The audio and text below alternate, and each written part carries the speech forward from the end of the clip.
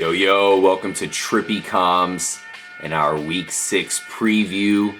I'm RJ, joined up with FPS Kyle. Yo, what up?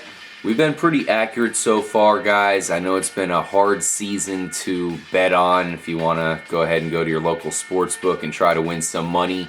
But I feel like we've been pretty good. If you go back, we've had a nice track record so far. This week is one where a lot of these teams are evenly matched. And I think we'll be able to pick some teams, pick some winners this week. Yeah. I definitely like the docket here, KMAC. Yeah, for sure. I mean, we were talking earlier. I was saying this is a pretty tough week for me, as I view it, to really pick some sure things because there's so many matchups this week that could go either way, and there's pretty much the worst matchup we're probably going to see all season, unfortunately, in Jacksonville and Tennessee. But I like those one really of those bad teams. Games, I really tend to stay away from betting on those just because it's just such a crapshoot. I mean, you don't know who's going to win it. I mean, I have who I feel is going to win it, but those are kind of games I tend to stay away from and go for a more sure thing. But we got a lot of good matchups. We're kind of in the prime time of the season here. All these teams should be running full speed right now, kind of That's implementing true. everything in their offense and their defense. We know what most of these teams are all about at this point. Yeah, I mean they've had their kind of warm up period there. We've got a third of the season pretty much completed, and going into this week, I think is when you'll start seeing some teams really flourish, and we'll start kind of from here on out seeing who the actual contenders are going to be. There's one team last week that really came through and looked like the team we expected them to be. That's the Denver Broncos. Oh, yeah. Kyle, you felt kind of confident about Arizona last week. I did. I predicted that we would see the Denver of old and that we wouldn't even take too much away from Arizona because we knew it would just be a bad day for them if they lost. That's exactly what happened. I still like Arizona going forward. Denver looked like they're back to that powerhouse team we saw last season. They're going in to face the Jets, who got destroyed by the Chargers. I pretty much have lost faith in their defense altogether now. Not a good sign going against Denver. We have the Broncos favored by 9.5 points. I actually like them even with those points. Yeah, I do too. Denver showed a lot to me last week. Now, last week I picked Arizona with Carson Palmer starting. I felt with him starting, their offense would have been good enough to keep up with Denver. Because Denver's offense really, it's been good, but it hasn't been what we kind of came comfortable with seeing last year, where Manning's breaking records. But last week we did see that offense pop up. Demaryius Thomas pops up, goes off. That's the guy that we were all been waiting on. A lot of guys drafted him high, and finally he paid off for him. It's going to continue going forward here. The Jets got absolutely torched last week against the Chargers, who I feel is a team that is probably the only team that is comparable to Denver in their offense, how well they're moving the ball, how good their defenses are playing. So I think we're going to see the same thing this week. New York's got all kinds of problems. Their quarterback's missing, not showing up to meetings. They're still starting them. They got Michael Vick there. That's ridiculous that Geno Smith missed a meeting on a Saturday. What the hell? I mean, this is a guy that I felt like needed a clean slate heading into the season. He's had some really good plays, not so much games, but good plays that make you think that maybe he can get consistent and do these plays multiple times in a game. But at this point, it's just the bad plays are outnumbering the good plays. You can tell he's not studying. He's not becoming a student of the game. He's missing reads. He's reading stuff late. He's throwing balls late. That's you see it in a lot of quarterbacks, and you can really tell the guys that put in the time, the effort. Your Phillip Rivers, your Peyton Mannings, Drew Brees. You got those kind of guys that they come in, they do what they need to do. They're there before everybody else. Geno Smith is obviously not doing that. You don't miss a practice on a Saturday unless it's a pretty damn good reason. Yeah, there's no excuse as an NFL player, as an NFL quarterback. Yeah, that's what the hell.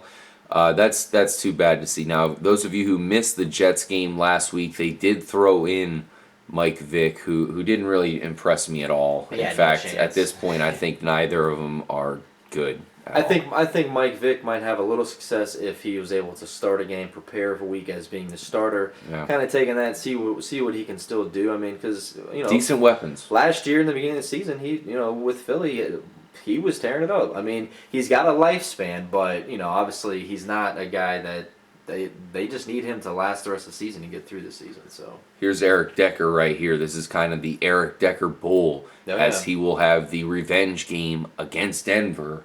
Of course, we like Denver. Peyton Manning is probably going to light up this secondary. I like him with the 9.5 points. KMAC? I like it too. As far as the Jets are concerned, I think they're going downhill quick. I think even if they have a bad season, I want them to keep Rex Ryan for one more season. I just feel like he just got caught up with a bad quarterback who's not progressing at all. And it's not totally his fault. The only thing I do worry about when it comes to Rex Ryan is the defense is falling off here all of a sudden, and that's his specialty.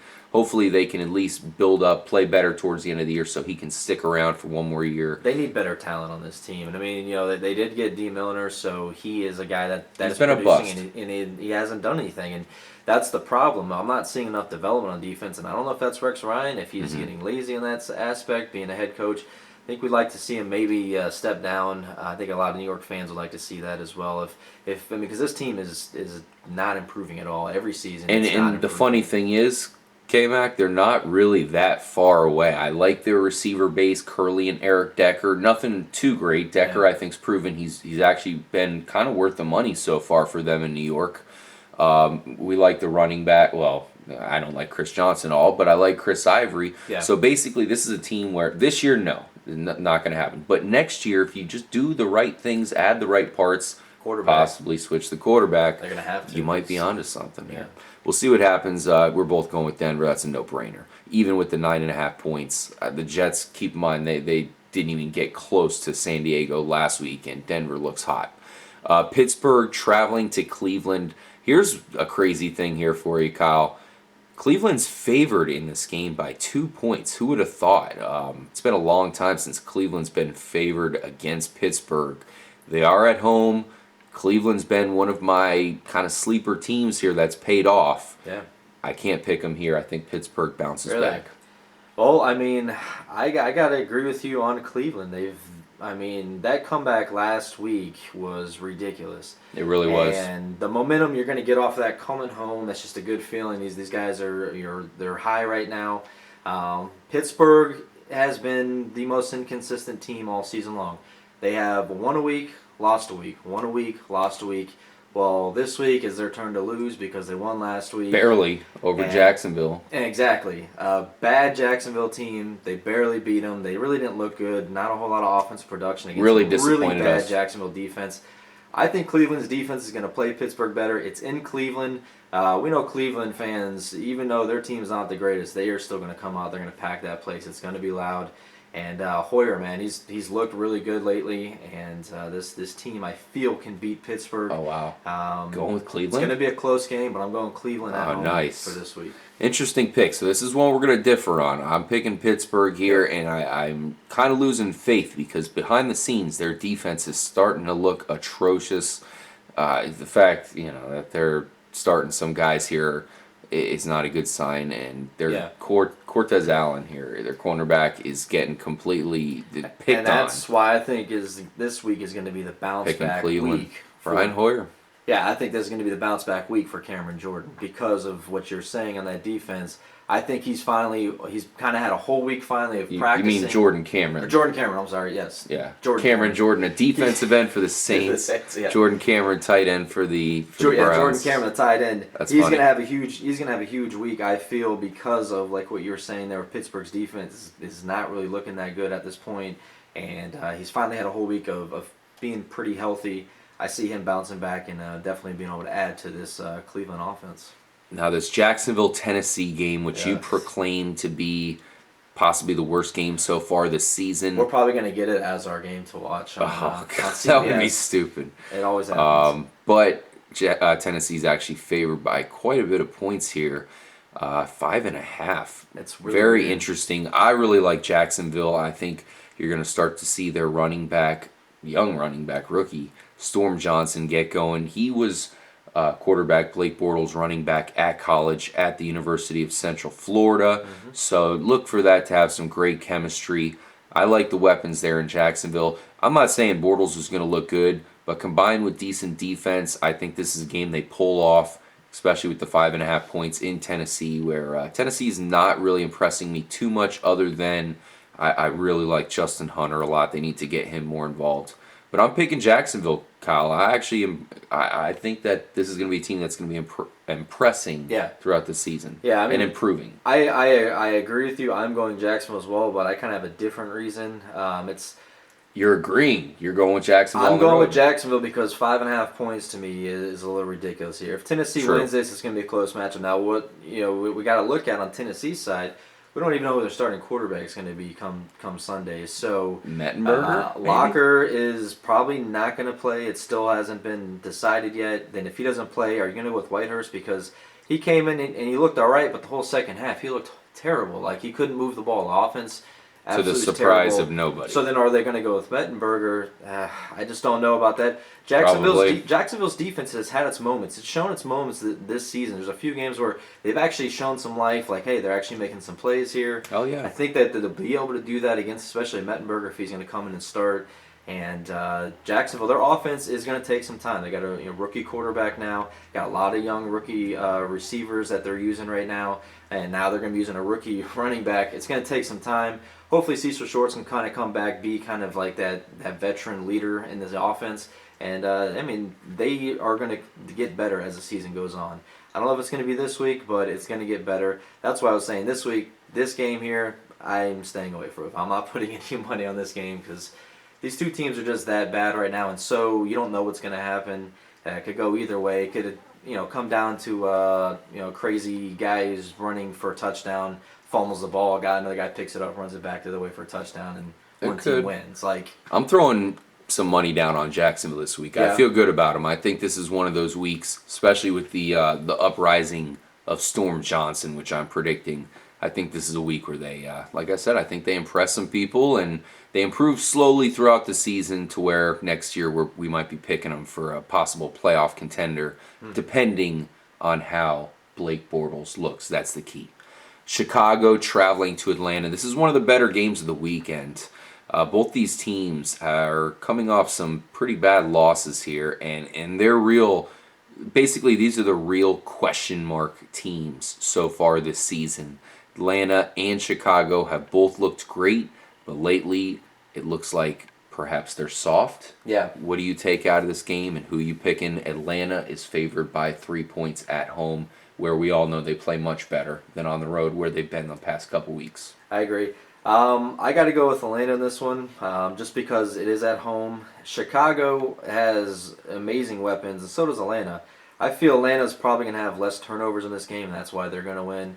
I can't trust my money on Cutler right now. He's completely losing games for his team. To me, if they would just kind of maybe start running the ball a little more, even though what's his name had a fumble last week as well. You talking about Matt Forte? Matt Forte also. Well, that's where I was going to question you actually, because Atlanta can't stop the run, and Matt Forte's, despite the fumble, which all running backs it's going to happen. Right. Matt Forte's one of the better running backs in the league. He's a top 5 running back at this point, and this is what really tempts me to pick Chicago here, given the 3 points. Do you think Atlanta can stop Matt Forte, or do you simply think they're going to outscore Chicago? That's what it's going to be. I think this game is going to be a shootout because neither of these defenses are that great, and they've been getting torched. So, Julio Jones is going to have a huge week against the Chicago secondary. Roddy White's obviously going to have a good week as well. I feel both the Chicago receivers, Brandon Marshall is going to be 100%. He should be good to go. Jeffrey's been looking great lately. So, it's going to be a fun game to watch, definitely. But I feel Chicago, Cutler, when it comes down to it, playing on the road, he's going to have that turnover. I just know it's going to happen. They pretty much should have won that game last week against Carolina. And Cutler, fumbles, he threw interceptions. That was terrible. What the hell? Yep. So bad Cutler. Yeah, and we saw good Cutler for a couple weeks, and he was actually playing pretty good. I mean, I'll take Cutler that only throws one interception in the game. Early in the game or something like that, that's fine. Throw 300 yards, couple touchdowns, that's good Cutler, but he's got to really figure out what he needs to do at the end of the game to secure the ball and make sure he doesn't turn it over and give his team a chance to win these games. Yeah, for sure. So I'm going to go ahead and pick Atlanta as well. It's pretty much hard to go against them at home. I know they have those 3 points. that's definitely tempting. But we saw bad Cutler last week, and we tend to see bad Cutler in clumps. Yep. So we might see him again this week. Green Bay traveling to Miami. Green Bay's only favored by about Trippy here, KMAC. Yeah. I'm thinking you're going Packers. Definitely going Packers here. Yeah, 3.5 is. I felt they could have won. They could have won a solid 7 on this one. Miami, they've been so inconsistent as well. I've seen games where they've looked decent, and in a lot of games they're not looking good at all. I'm just not. There's not enough here for me for Miami to stack up against the Packers. Packers are playing pretty good. I like what I see from that offense. Aaron Rodgers is just going to continue to get better as the season goes on.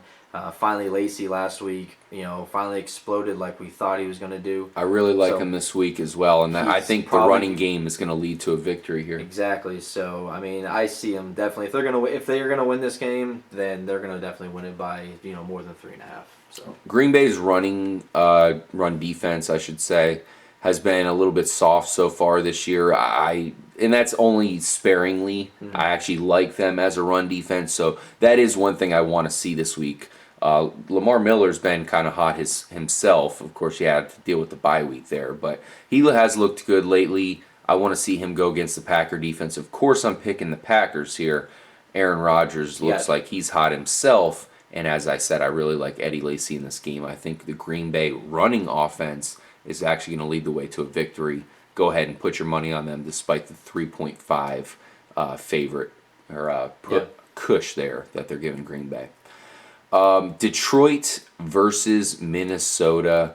This is a more interesting game than you think, guys. In fact, this is my upset special of the week. Detroit is favored by 1.5, but the one thing that you got to remember, guys, Teddy Bridgewater will be back in this game. I say they win it. KMAC, what say you? I'm going to go on the other side and there's going to be a guy that might not be playing in this game for Detroit, and that's Calvin Johnson. Megatron doesn't go. I'm putting my money on Minnesota. Teddy Bridgewater says he's 100% right now. He's definitely the only chance this team has at having any type of successful season. So I see him coming in, doing good, getting Cordell Patterson more involved in this offense. And, Detroit, they didn't look that great last week. We saw once Calvin Johnson went down, Stafford was a totally different quarterback. Now, luckily, Golden Tate stepped up. And as we were talking about in our last video, he's really going to have to step up. He's going to be the number one. He's going to have to produce like a number one. We'll see if he can pull that off against a pretty weak Minnesota defense. But I like Minnesota's run game. With Bridgewater in there, I think their passing game is definitely going to get better. And I think they pull it off at home against Detroit. Interesting. I agree with you, of course.